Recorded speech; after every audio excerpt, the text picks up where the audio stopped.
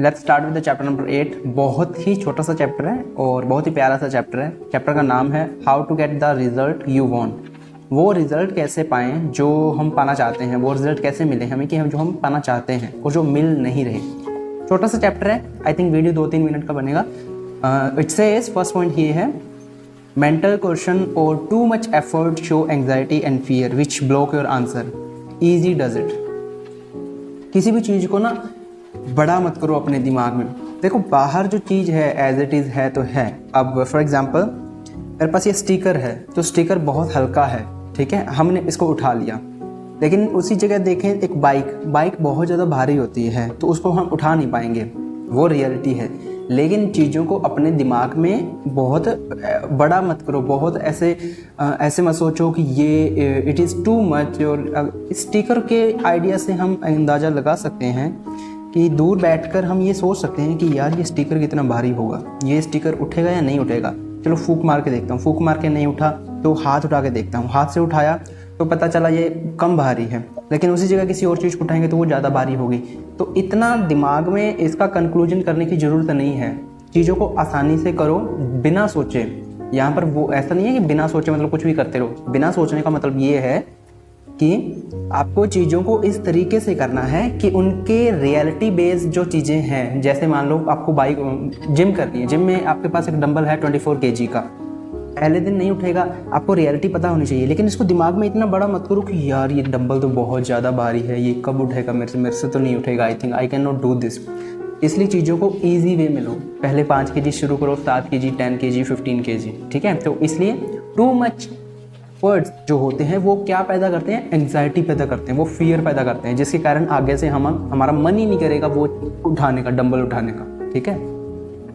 और एक और बात, रिसेंटली मेरे साथ क्या हुआ कि आई वाज एट जिम और हम चेस्ट का वर्कआउट कर रहे थे। चेस्ट का वर्कआउट करते करते मुझे पता नहीं था कि वो डंबल कितने केजी का, क्योंकि उस पर लिखा नहीं हुआ था। तो हम चेस्ट का वर्कआउट कर रहे थे, लोअर चेस्ट का टाइम था, तो हम आसानी से डंबल्स के साथ कर रहे थे, सिंगल, ठीक है, मतलब दोनों हैंड्स के साथ सिंगल डंबल के साथ। और बाद में जाकर देखा तो मैंने मेरे दोस्त से पूछा कि ये कितने का, 20 kg का है ये डंबल। उसने कहा आई थिंक 15 kg का। मैंने कहा काफ़ी हल्का है, पर जब पता चला हमने वेट किया उसका तो वो 25 kg का डंबल था।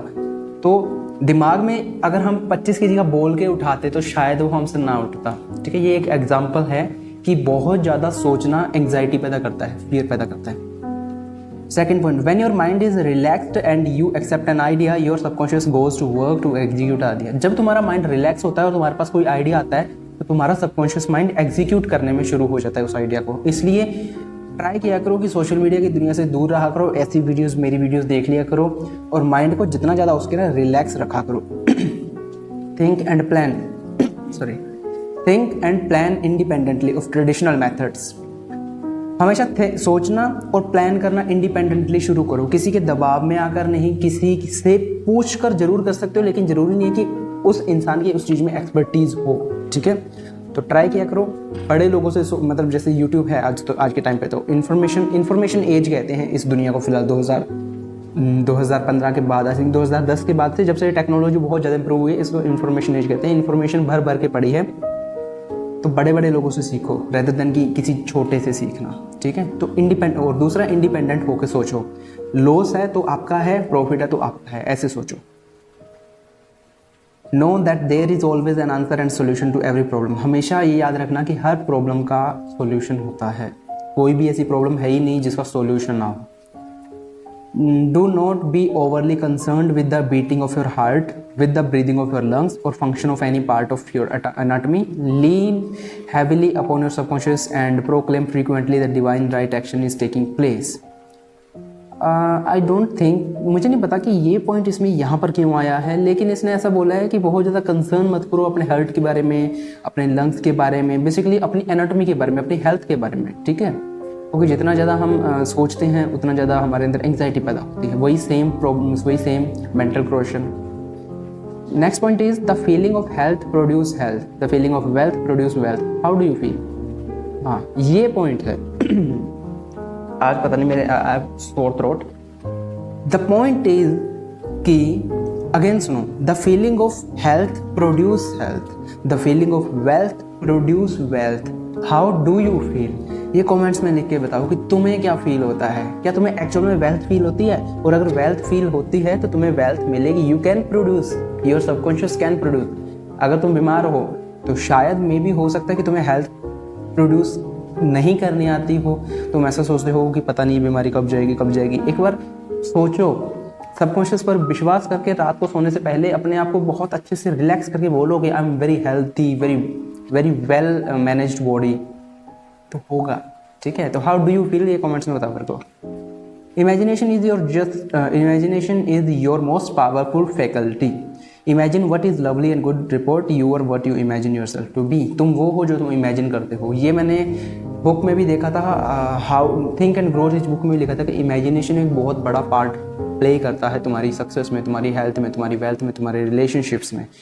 तो इमेजिनेशंस पर हमेशा काम करते रहो, अच्छी चीज़ों को इमेजिन करो, बुरा तो शायद हो ही रहा हो रियलिटी में। Next point is imagination is your just ठीक है, you avoid conflict between your conscious and subconscious in the sleepy state.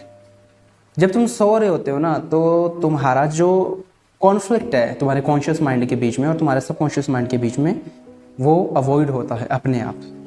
ठीक है, imagine the fulfilment of your desire over and over again prior to sleep, sleep in peace and wake to Joy.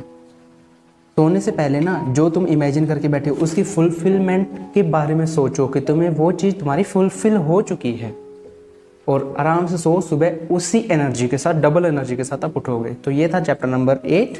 Next हम chapter जो करने वाले हैं उसका नाम है just wait, chapter number 9, how to use the power of your subconscious mind for your wealth.